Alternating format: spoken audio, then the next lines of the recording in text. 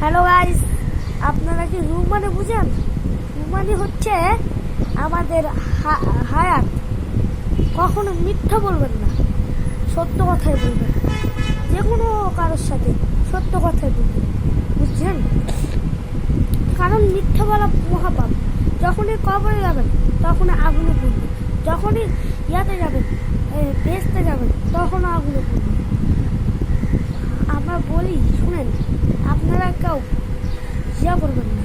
হযরত বেলাল, ইউসুফ নবী, মুহাম্মদ সাল্লাল্লাহু আলাইহি সাল্লাম, এদেরকে তো ছিলেন, আজরাইল আলাইহিস সালাম, সবাইকে তো ছিলেন, বুঝেছেন? তাই কখনো মিথ্যে বলবেন না, সত্য কথাই বলবেন।